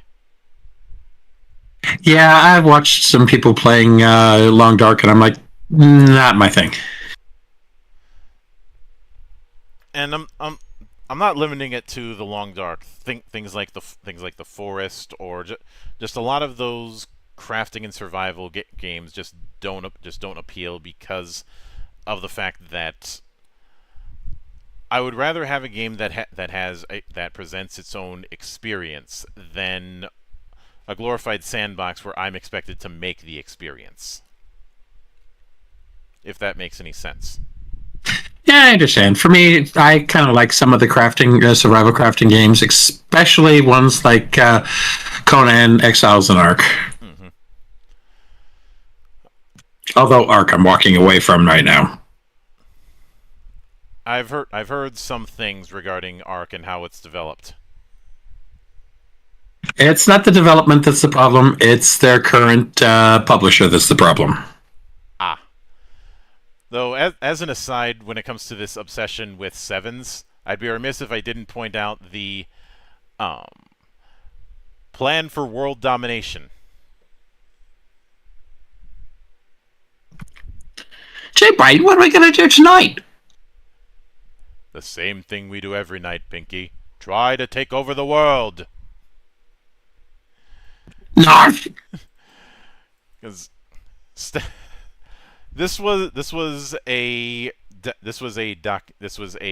tongue-in-cheek document that was made with the aid of Seventh Column, supposedly.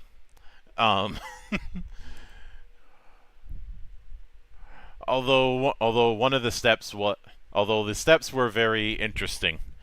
Step 1: start independent gaming software company. Step 2: dominate Mac platform, launch Assault on Windows platform. Step 3: acquire killer gaming title. Step 4: acquire strangely addictive Chinese food company. Step 5: recover Ling Ling's head. Step 6, stage bloody coup of new parent company. Step 7, take over world, shoot enemies into the sun with giant slingshot. See, this is a plan I can get behind. Although I'm just wondering which strangely addictive Chinese food company I want to take over. It's implied that the killer app was supposed to be Halo.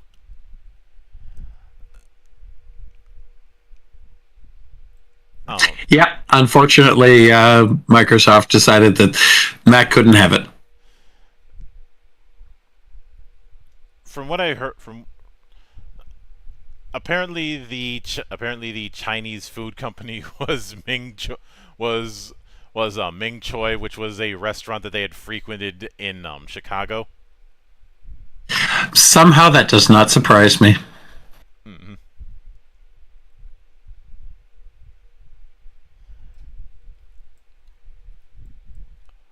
And now I'm suddenly hungry for ginger beef.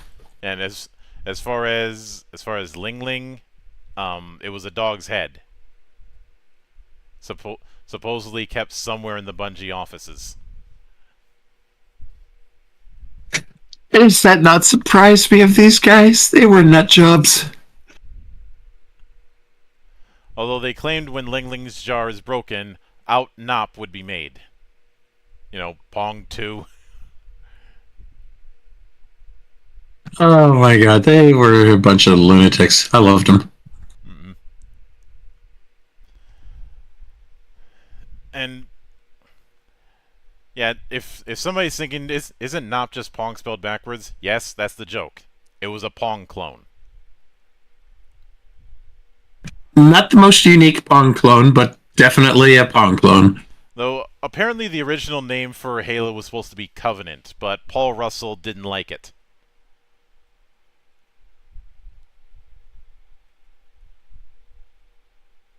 Well, they still got it in there. They still get he felt that as a title made it sound like an '80s hair band. His words.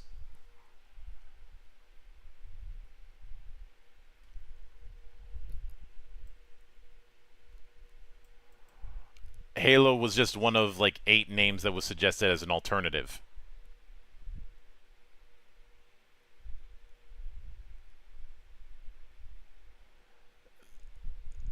So, then again, Jason Jones thought the name should be Redshift. Wasn't there actually a game called Redshift at one point? Could have been. I think it was a racing game, actually. Yeah. But some of the names that were that was one of a bunch of different names that was suggested. Other ones were Age of Aquarius. I doubt that was serious. Chaos, Covenant, the Crystal Palace, Ellipsis, Flare, Freefall, Halo, Hard Vacuum, Hostile Environment, Blank Island 1, K3, Provocation, Pulse, Redshift, Resonance, Santa Machine, Starship Blank, and Visionary. Wow, that's quite the gamut of names. Uh,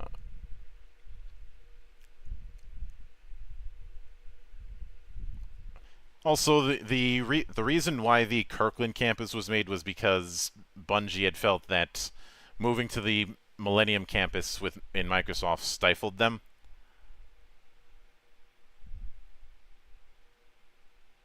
Not surprising. Being that close to Microsoft would be enough to drive anyone nuts. Well, they were in the Millennium campus until 2004. Then the Kirkland building was built, which I think that ended up starting the ball that would eventually lead to them getting separated. And of course, the final step, take over the world, shoot enemies into the sun with a giant slingshot, is just listed as in progress. Well, if you end up going to the pumpkin chunking contests, I'm sure there's somebody there who can help you. I just say that it would be funny as hell if in somebody's notes that one of the designers at Bungie was visiting the Flugtag Championships.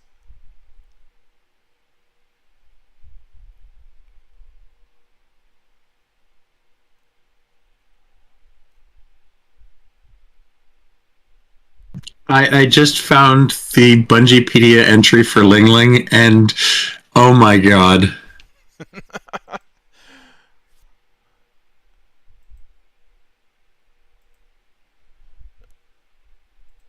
Pretty. That's definitely one way to put it. Um, the when it comes to this latest project, this this this attempt at doing a extraction shooter. To be honest, I can't really think of a time that Bungie has done a enhanced remake of previous work. Before anyone brings up the Master Chief Collection, that wasn't done by them. The Master Chief Collection and stuff like that was handled by Saber Interactive. The new cutscenes were handled by Blur Studios. The custom edition on the PC that allowed us to get some very interesting mods, least of which being Cursed Halo.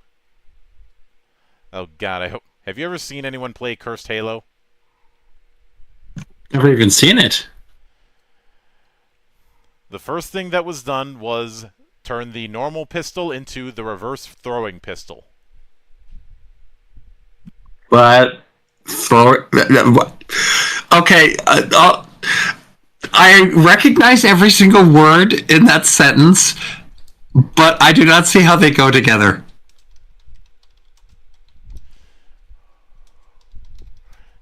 Imagine the Halo Magnum just backwards. But the throwing part is what gets me.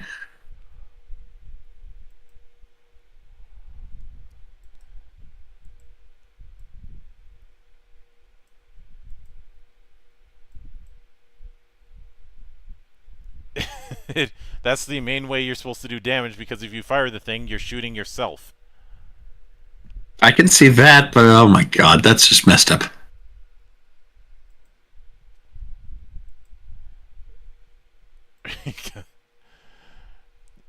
Well, then again, it's supposed to be cursed. The shotgun was replaced with a blunderbuss. The rocket launcher fires backwards. Of course it does. That's how you're going to do your rocket jumps even more effectively. You can use the blunderbuss to do the equivalent of rocket jumps.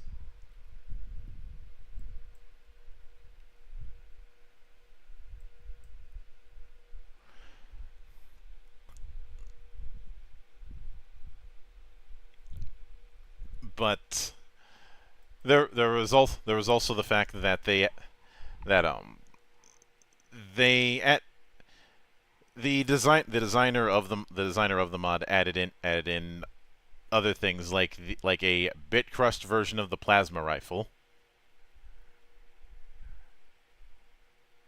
which basically turns the thing into pixels, and your punches into pixels, as if you're doing the Doom punch.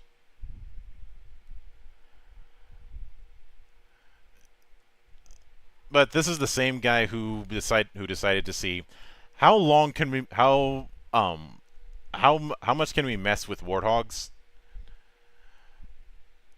It was like warthogs usually have 2 seats and then a gunner. What about a 4-seater warthog? What about a 6-seater warthog? What about a 16-seater warthog? It just keeps going. So let's just make a Warthog bus. He already did that. And on the other hand, you have the Wide Hog. Or we can go one step further. Warthog articulating bus. He did do the Back to the Future treatment with one model Warhog.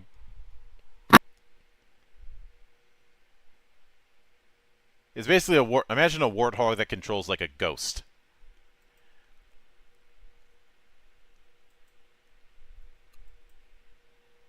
Now that's definitely an interesting thing. But this idea from what little we've seen with the upcoming marathon project, it's very clear that I think the reason they decided to do an extraction shooter is simply because they haven't done that before. Yeah, that is one genre they haven't played with. Because whenever with the genres that they've tackled, they've always done something different with it. Oni could be considered a third-person shooter, but one where you have a advanced melee combat system. Um, Myth is an RTS that is billed as one giant war game. You're not focusing on resources or anything like that. It's just one fight. Yeah, it's more actual unit level rather than squad level. Mm-hmm. Um, and obviously with Halo, well, Halo ended up genre jumping 3 times during the development of Combat Evolved. Originally, it was going to be an RTS. Or rather, early on, you have the whole marathon successor thing that gets scrapped. Then there's the idea of let's do a Myth successor and make it an RTS. That gets scrapped. Then we're like, well, let's make it a third-person shooter. That gets scrapped, and then we have the first-person shooter with some third-person stuff in the middle of it, which is what we ended up getting in the end. I think one of the designers said it was like assembling a cathedral in a hurricane. So it would make perfect sense that they would want to try their hand at an extraction shooter. Especially since there's not that many of them around. So it is relatively untapped. Like the big one is Escape from Tarkov, which Never actually played that. I don't mind Escape from Tarkov, but it is a bit sweaty.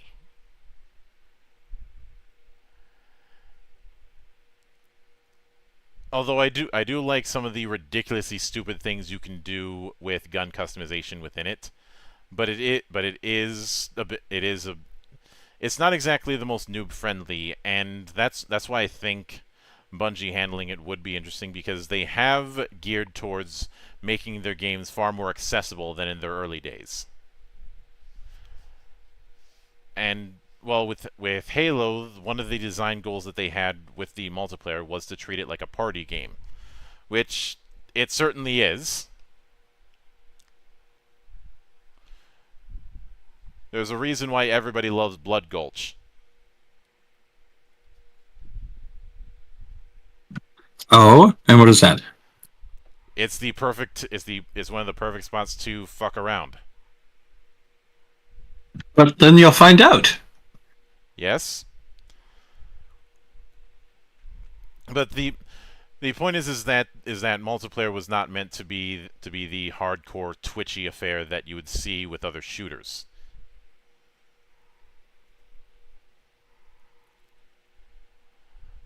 You know, with a lot of them dealing with fast movement and precise weaponry. Even the original Halo had a degree of bullet magnetism and obviously a larger reticle than what was seen elsewhere. It's important to mention these things because they play a factor into what I suspect is going to happen with this marathon project of taking the extraction shooter concept and going more accessible with it.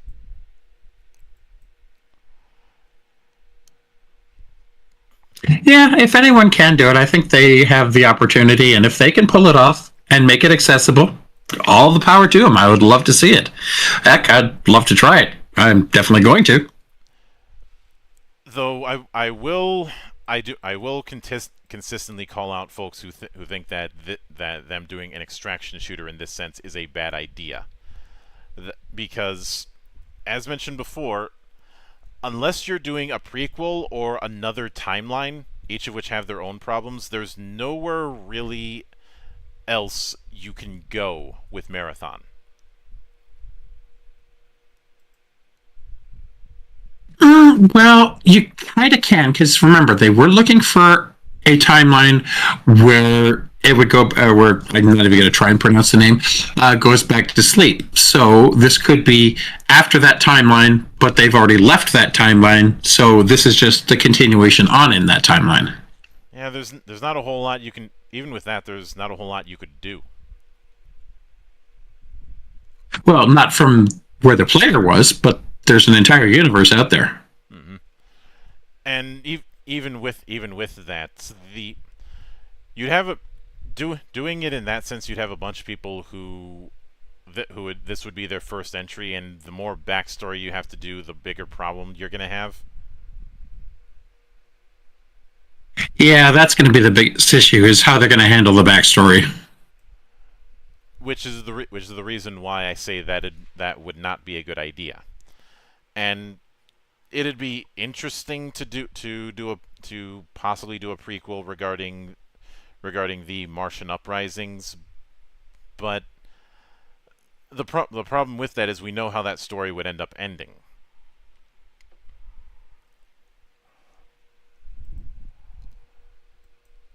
So take so taking and that's I get the feeling that's what they're kind of doing because the teaser that we saw showed a battlefield that it looked like it's going to be Earth with with either the Marathon or a similar ship in orbit.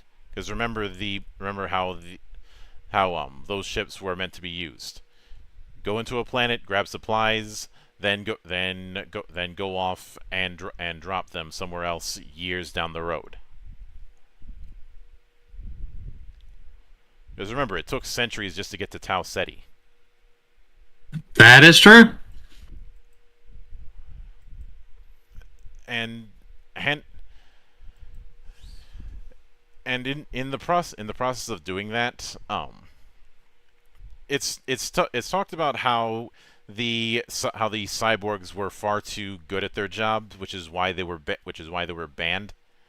That is one angle that can be explored in this kind of possibility of the extract of you trying to get to the extraction point, but the I wouldn't use the cyborgs as the playable characters, but rather something you need to run away from.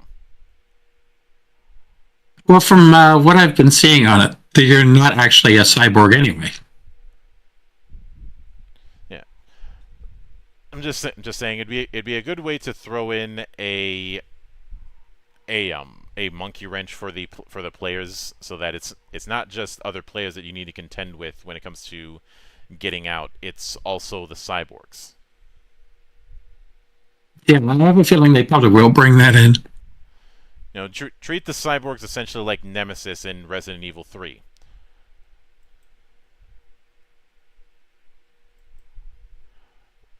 Once they show up, it's time to run the hell away. Engage GTFO drive. Hmm.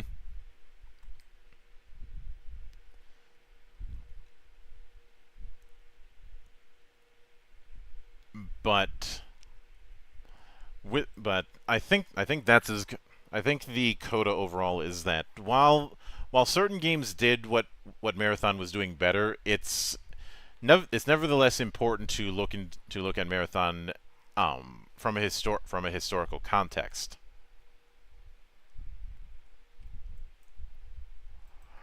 And I do hope with with the announcement of a future entry that more people will do that.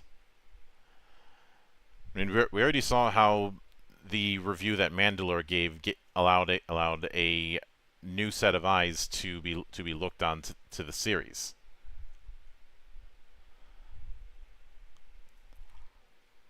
So That's always nice to get new, fresh eyes looking at something and then go, oh, hey, what's this? Let's check it out. I know some people want to be elitist in that they don't want casuals, but I don't take that approach. My approach has always been I want to expand the hobbies, and in doing so, bring people in through the gospel.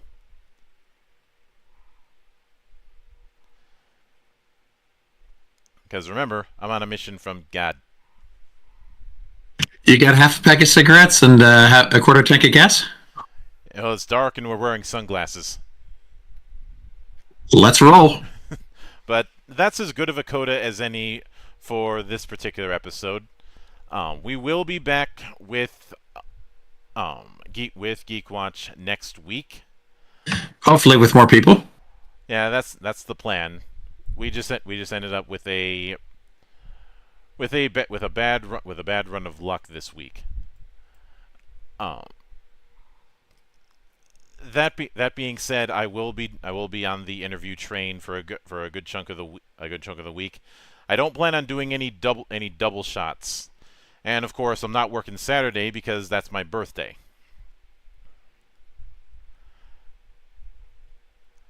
So, oh, go ahead. Go for it. Enjoy your birthday. Have a beer. Have several. It's mandatory. I do that anyways. But with that said, there's definitely going to be plenty of things going forward to keep an eye out on. I've got a handful of scripts already ready to go. I just need to actually record, which is always the hard part. But I'm not resting on any laurels here in the temple. If anything, everybody else has to tell me to slow down and take a break once in a while. But that's another story. Slow down. Take a break. I will, eventually. But with all that said, a sincere thanks goes out to everyone who took the time out of their schedule to come all the way to the temple and enjoy the madness that happens here. And there will be plenty more where that came from, as there always is here, on the open bar of the internet. But until then, on behalf of the good brothers present and not present, my name is Mildra, I am your gaming monk, and join the watch.